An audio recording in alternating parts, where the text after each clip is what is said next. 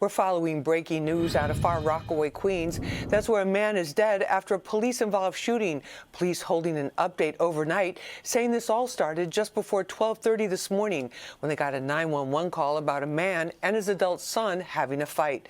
Police arrived on the scene and were met by his parents. They all went into the apartment building to find the adult son. When they found him in the hallway, police say the 29-year-old adult son had a box cutter in his hand. He started fighting with his father, and then the father retreated behind where officers were standing. Officers gave the son multiple commands to drop the weapon. He did not, and that's when they say he charged at them with the box cutter still in his hand. One officer discharged their taser, while a female officer fired her gun, striking the 29-year-old. He was pronounced dead at Jamaica Hospital.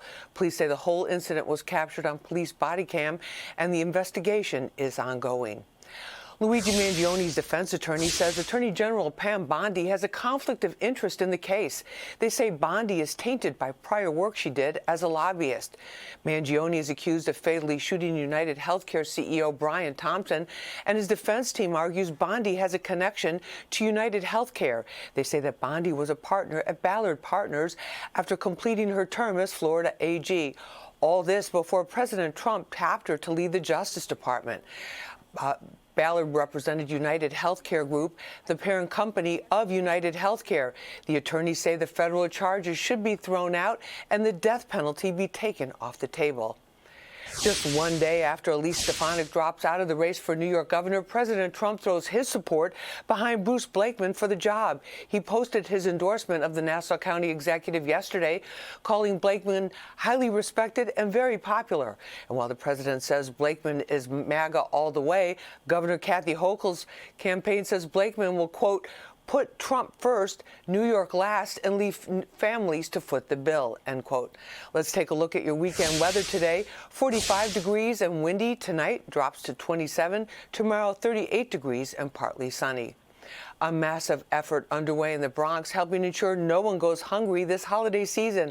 Fox 5's Stephanie Bertini has more on why today's food drive has an even greater meaning. It's the weekend before Christmas, and the food pantry at the Bronx Works headquarters is busy.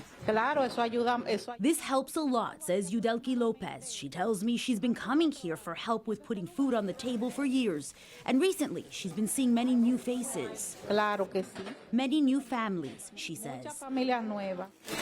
The new families are part of what is a growing need. Bronx Works Senior Vice President John Weed explains what the organization is seeing when it comes to food insecurity.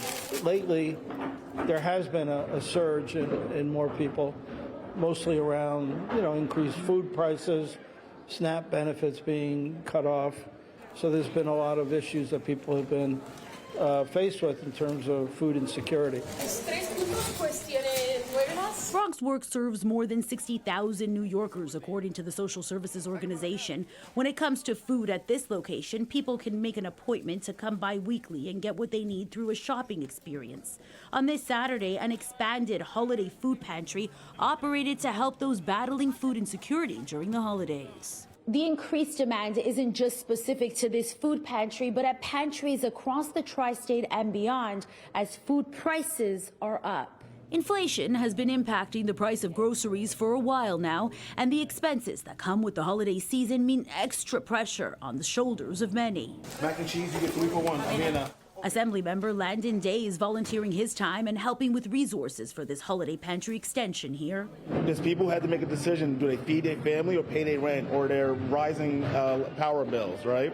These are kind people. They've been smiling. They've been saying thank you, muchas gracias por todos, and all that to us. They just want to bring some food and have a good holiday. Yudelki Lopez is a single mother of 4. She says the pressure of the holidays makes this all so meaningful. She's grateful for the help, and she says it means a lot to many families like hers. Very important because there's many families who have nothing to eat in their homes. This helps a lot, she says. Stephanie Bertini, Fox 5 News. A Christmas miracle on Long Island. Fox 5's Jody Goldberg introduces us to the real-life Santa, who is now back on his sleigh thanks to a team of doctors at NYU Langone. I feel blessed to be here. His name is Larry Burke, but come the holiday season, Merry Christmas. he goes by Santa. I guess the white beard and the white hair helps. For years, the retired elementary school teacher has been putting on the red suit, volunteering his time to deliver presents to sick and underprivileged children. Merry Christmas. Ho, ho, ho. By his side, his wife, Catherine, a nurse by training and naturally Mrs. Claus. My husband was Santa, so they needed a Mrs. Santa, and here I am. But this Christmas, Larry wasn't sure he'd be Santa at all. Last spring, I started feeling very tired, very out of breath, and it just progressed and progressed and progressed. And then a few weeks ago, I couldn't breathe. At first, the 74-year-old thought the shortness of breath was just age catching up with him, but doctors at NYU Langone here on Long Island discovered a heart valve replaced more than a decade ago was leaking. Originally, they were saying, well, we'll maybe do this late January. Then they said, well, maybe before Christmas. And then they called me the day after the test, and they said, can you be here in 5 days? So evidently, it really needed it. The first time it was open heart surgery. But last month, doctors used a minimally invasive procedure called TAVR. Usually it was developed for older people, but now we're treating younger and younger people. We're going to do over 300 of these valves a year this year. And 24 hours after the surgery, he was up, walking, and headed home. From here, it's regular check-ins with his cardiologist. And a future doctors say will be very bright. The difference that I felt in 24 hours is unbelievable. His ability to not huff and puff just walking across my living room is amazing. Larry, a grandfather of 3, knows the magic of the holidays. He made his first delivery back at the hospital that saved his life. I was so emotional looking up because the room I was in is right up there. And when I was delivering toys to the kids, I could see the room where I had been a patient 2 weeks before.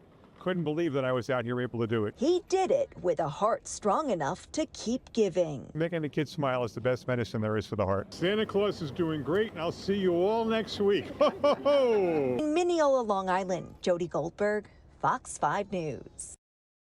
A paraplegic engineer from Germany is proving that space has no limits. 33-year-old Michaela Benthaus blasted off on a Blue Origin flight, becoming the first wheelchair user in space. Paralyzed in a mountain biking accident 7 years ago, Benthaus left her wheelchair behind to float weightless more than 65 miles above Earth. Blue Origin made small accessibility adjustments for the flight. It's a moment Benthaus hopes opens doors in space and back on Earth. Holiday shoppers appear to be getting lazy. A new poll is out on Christmas gifts, and as our Teresa Priolo explains, cash is king. 'Tis the season for doing more with less, and for some, that means more gift giving with less time, patience, or brain power to think of and buy a physical gift.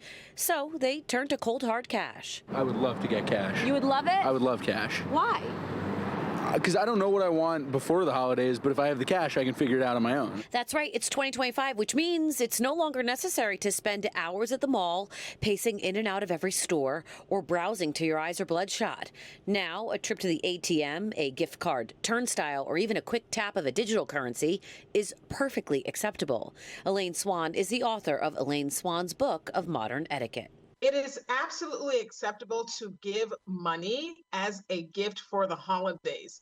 The etiquette factor is to not demand or ask for money as a gift. The knock against cash and cards has always been how impersonal they may seem.